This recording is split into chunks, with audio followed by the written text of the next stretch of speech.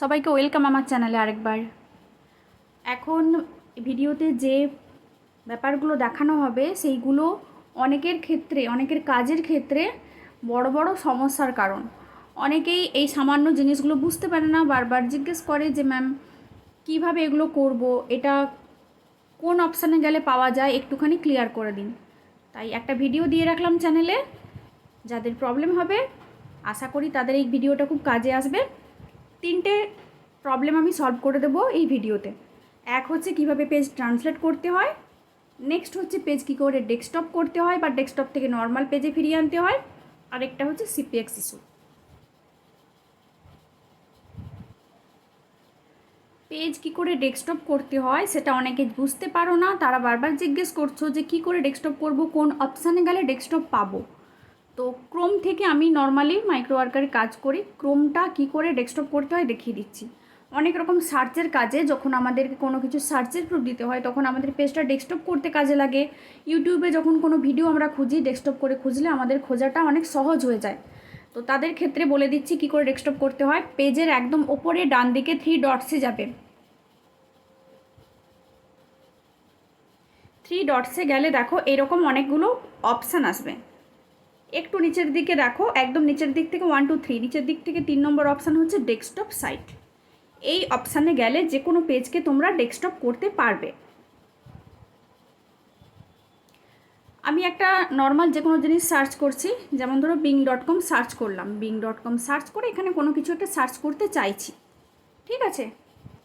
ধরো আমি এটাই সার্চ করলাম, এটা হচ্ছে নর্মাল পেজ, এটাকে ডেস্কটপ তাহলে কী করে করব? ডান দিকে 3 ডটসে যাব, ডেস্কটপ সাইট যে মোড আছে এটাতে টাচ করবে, দেখো পেজটা ডেস্কটপ হয়ে গেছে। বুঝতে পেরেছো? ডেস্কটপটাকে তুমি চাইলে এরকম জুম করে দেখতে পারো, আর যখন স্ক্রিনশট নেওয়া হয় সার্চের তোমরা ডেস্কটপ করে নিই। বোঝা গেছে? ক্লিয়ার? ডেস্কটপটাকে নর্মাল কী করে করব? সেমভাবে 3 ডটসে যাবে, ডেস্কটপটা যে টিক দেওয়া আছে এটা অফ করবে, দেখো পেজটা আগের অবস্থায় ফিরে এসেছে। এইভাবে কোনো পেজকে ডেস্কটপ করতে হয়। নেক্সট হচ্ছে পেজকে কীভাবে ট্রান্সলেট করব। আমি কোনো কিছু যখন সার্চ করি আমার পেজটা অটোমেটিকভাবে অনেক সময় বাংলায় হয়ে যায়। তো কোনো কিছু যখন আমরা সার্চ করি, সার্চ করে যখন পেজটাকে ট্রান্সলেট করে বাংলা করে ফেলি, বেশ কিছুদিন করার পর ওটা অটোমেটিক কোনো কিছু সার্চ করলেই কিন্তু ওরা অটোমেটিক বাংলাটা সিলেক্ট করে নেয়।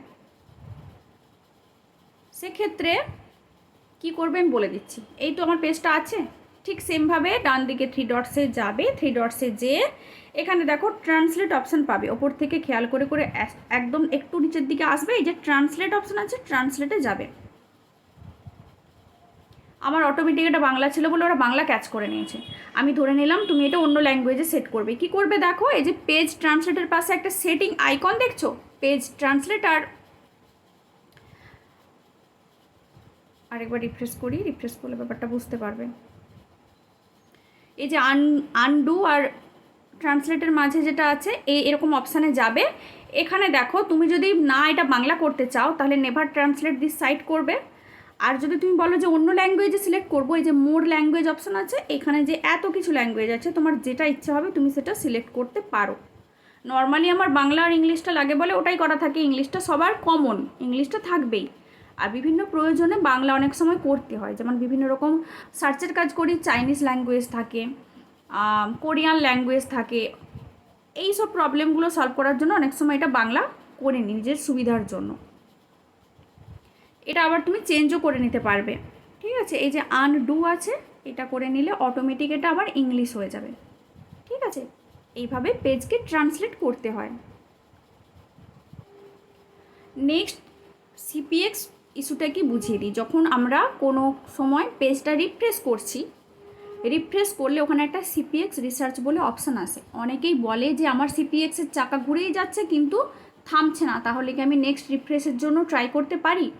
দেখো একটা কথা বলি, ওটা কোনো ইস্যু নয়, পেজ রিফ্রেশের ক্ষেত্রে এটা কোনো ইস্যুই নয়।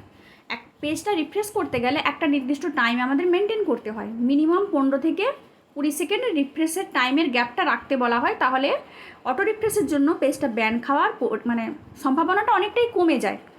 আমি ব্যাপারটা বুঝিয়ে দিচ্ছি। দেখো এই তো পেজটা আমরা এইভাবে রিফ্রেশ করছি, এই যে সিপিএক্স রিসার্চের চাকাটা ঘুরছে, এগুলো নেটওয়ার্কের ইস্যুর জন্য এক একজনের ডিভাইসে এক একটা টাইম নেয়। কখনো কখনো নেটওয়ার্কের ইস্যুর জন্য, সার্ভারের প্রবলেমের জন্য ওই চাকাটা ঘুরতেই থাকে। তার মানে এটা নয় যে চাকা থামছে না বলে আমরা নেক্সট টাইম রিফ্রেশ করতে পারবো না, বা রিফ্রেশ করলে আমার পেজে কোনো প্রবলেম হবে, এমনটা কিন্তু নয়। মোটামুটি তোমরা 15 থেকে 20 সেকেন্ড গ্যাপ দিয়ে চাকা থামুক বা না থামুক রিফ্রেশ করতে পারো। আবার অনেক সময় দেখা যায়, যেটা আমি রিফ্রেশের ক্ষেত্রেও দেখেছি, 2-3 সেকেন্ডেই চাকা থেমে যায়।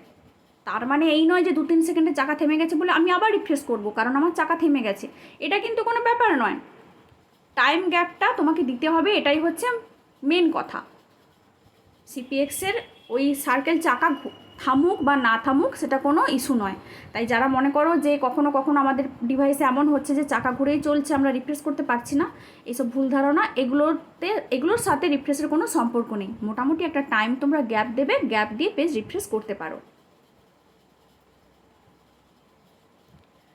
সবশেষে বলি, যারা টিউটোরিয়াল ক্লাসের জন্য যোগাযোগ করছো, কোনো ভিডিওর কমেন্ট সেকশানে হয়তো কমেন্ট করছো, কিন্তু সবসময় ভিডিওর কমেন্ট সেকশান দেখে রিপ্লাই করাটা সম্ভব হয় না। আমার হোয়াটসঅ্যাপ নাম্বারে ডাইরেক্ট তোমরা যোগাযোগ করবে, 9735383781, এই নাম্বারে যোগাযোগ করবে। টিউটোরিয়াল ক্লাস কিভাবে হয়, কোন মাসে কত তারিখে শুরু হবে, সেখানে আপডেট তোমরা পাবে। ভিডিওটা যদি ভালো লাগে তো লাইক করো, চ্যানেলটা সাবস্ক্রাইব করো, আর যদি কিছু জানার থাকে কমেন্ট সেকশানে জানিও।